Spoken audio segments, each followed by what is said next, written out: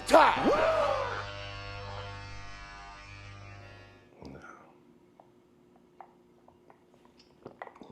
What's up, world? Salute. I just want to say, history repeats itself. Passport bros beware. This is a Sunday sermon. I was going to call it shucking and jiving for the other man. I don't know if I'm going to put that in there. But let's start off with a true story that involves me. That when I hear and see this going down, it reminds me of what happened to me. Now, y'all know I started the channel. Now it's International Zoe, but it initially started as Barber World TV. Some of you who have been with me for a long time, y'all know that. And I started the channel in 2010. The reason I started the channel because I was created a barber competition called the New York City Barber Battle. And y'all can go online and look at the videos. Amazing thing.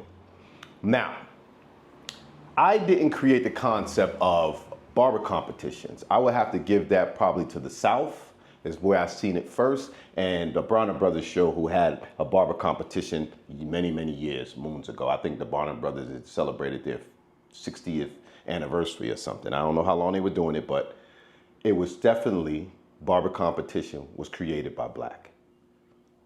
Or if y'all like Tariq Nasheed, FBA, Foundational Black African Americans, something like that. Foundational Black Americans, excuse me, shout out to you. And I will tie him into this story and his documentary, Microphone Check. Now, in 2010, I did a big show. It was my first show. I used the channel to promote the show. That's why I started the YouTube channel. I went from shop to shop in all the 5 New York City boroughs. I might have went to New Jersey. I went to New Jersey. What I did was I got barbers to sign up and be in the competition.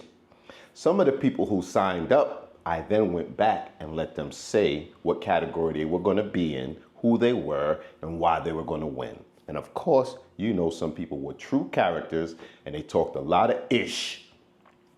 And they sold it. I thought the same thing, like, 24/7, just put the mic in front of them and let them talk their ish. It worked. I had maybe 250 people wrapped around 42nd Street, because it was on 42nd Street, the New York City Barber Battle, Times Square. Barbers came from all over, state to state. It was so many people that it wasn't enough room in the venue. I didn't have a big enough venue the first time, and probably a couple hundred people didn't even get in.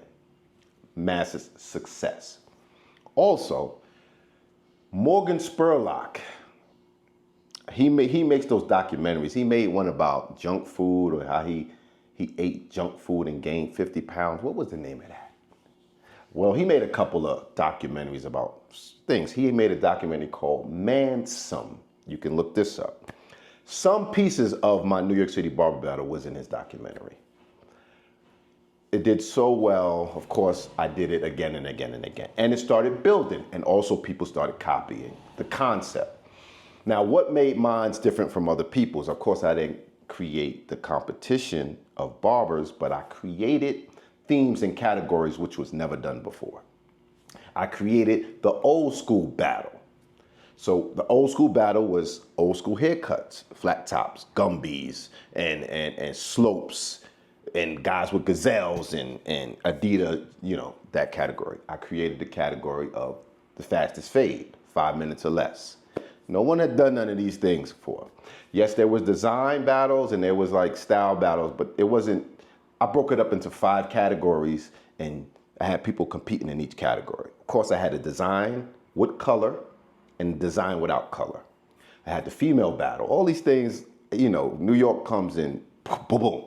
I killed it. They started copying. Next thing you know, it's the Connecticut Barber Battle and this Barber Battle and that Barber Battle. Everybody copied and so on and so forth. Some people did real well and whatever. Originator of that style of competition. Me right here. And everybody still to this day. I just went to the hair show here and they had a barber competition. And you know they ain't have no barber competition at their hair show 15 years ago in Colombia. That's how it's traveled around the world. Even by my second competition, I had dudes coming from London and other countries to compete. Axe Around, New York City Barber Battle, Levels Barbershop.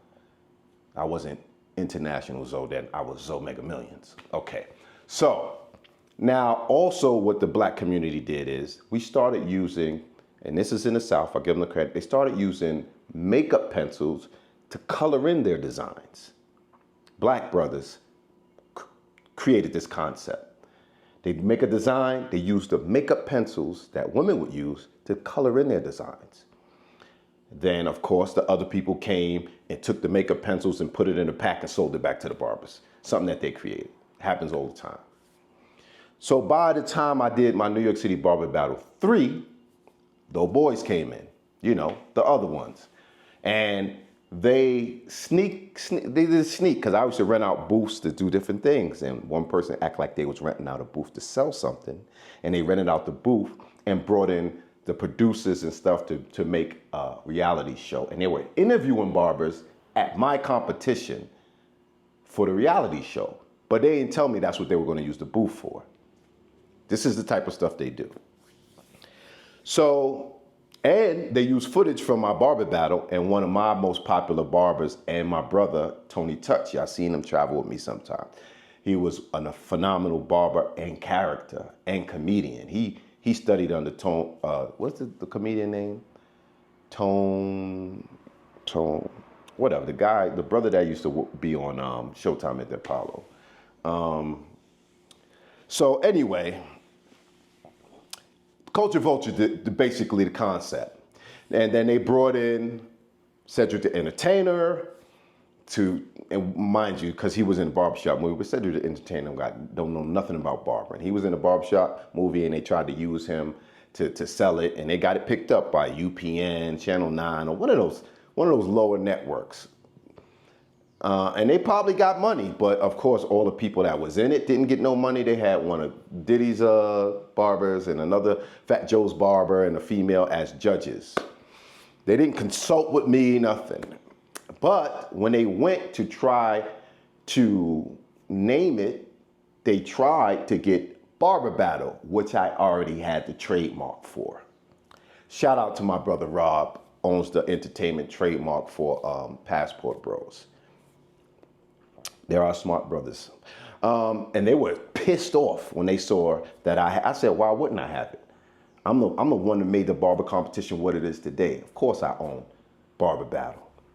They go, oh, how much you want for it? 100,000, nigga.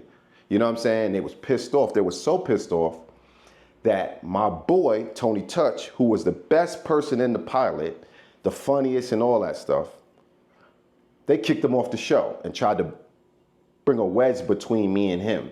Or if he gives up the name, we'll get you back on the show. And thank God, Tony Touch, I love that dude. He's a stand-up dude. Told him to go F yourself, if you know what I mean.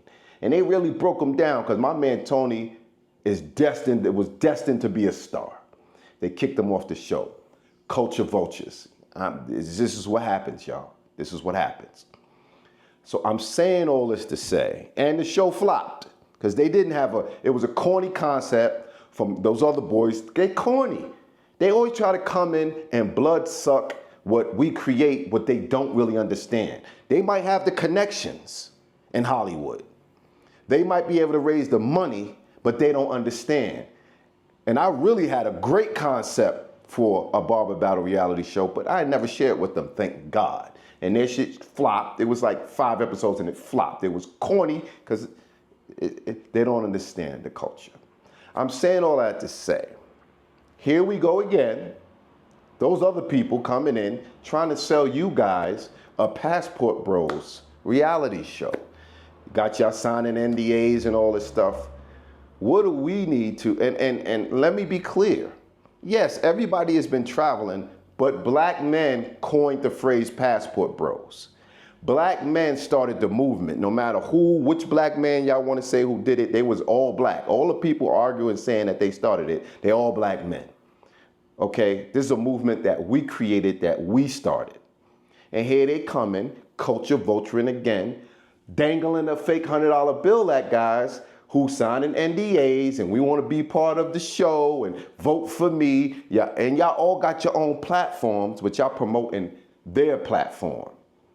Y'all don't need them to do a pilot, because that's all they're going to do. They're going to do a pilot and then they're going to pitch it.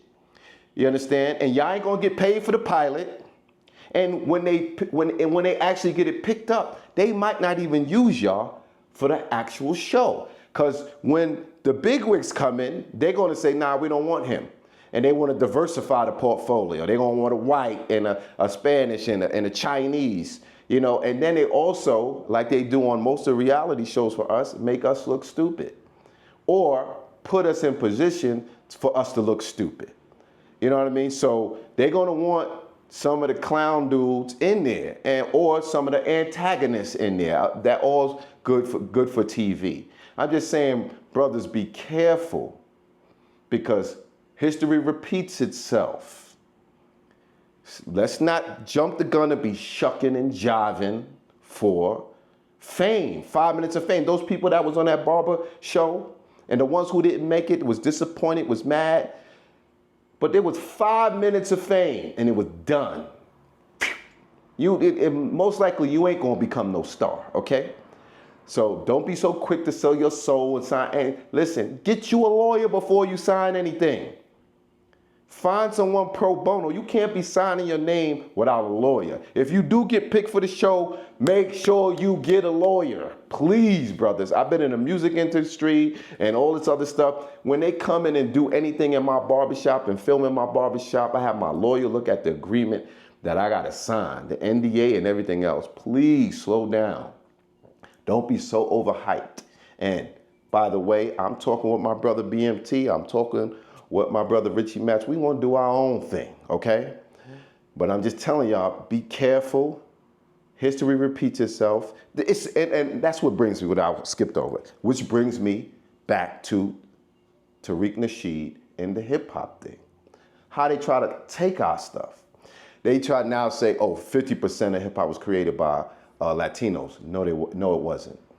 Oh, Jamaicans. No, it wasn't. Okay? Common sense tells you the backdrop of hip hop came from disco music, which we created, jazz music, which we created, funk, which we created, R&B, which we created.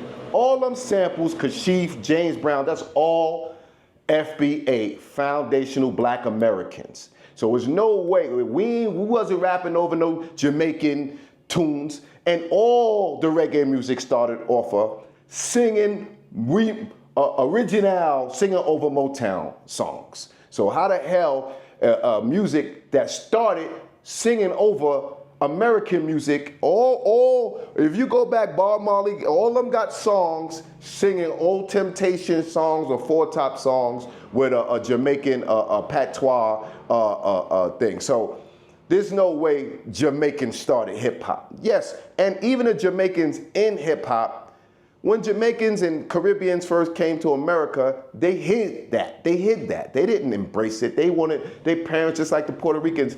That's why you got Puerto Ricans who don't speak Spanish, because their parents didn't want them to speak Spanish. They wanted them to be Americanized. You know what I mean? You didn't know that some of these guys was Jamaican. I mean, you ain't know Busta Rhymes was Jamaican, or you might have known from the clothes he wore, them outfits, them funny ass outfits he wore, that he was probably Jamaican. But come on. So, and the DJs, the scratching, the cutting, yeah, even though those people was from the Caribbean, their parents were from the Caribbean, you was Americanized. You was in Black American neighborhoods and you got influenced by Black American culture. Your sneakers, your shoes, and all that stuff was some Black American. So stop trying to, and the Latinos were there, yes. They participated,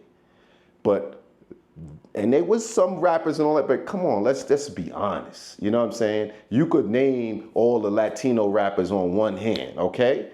They were, I would say they 50-50 participated maybe in the graffiti and the breakdances. but not in the DJing and not in the MCing. You know what I mean? And everything it was built on was other black music, even still to this day, okay? So let's cut with that 50-50. They participated and they added, but it was no way 50-50. And here we go with stealing the culture that black people created. Like, they're gonna steal the passport bro movement if y'all let them. History repeats itself. International Zoe Sunday Sermon. Love is love, life is life, loyalty is priceless. Peace. Subscribe, snitches! Are you not entertained? Are you not entertained?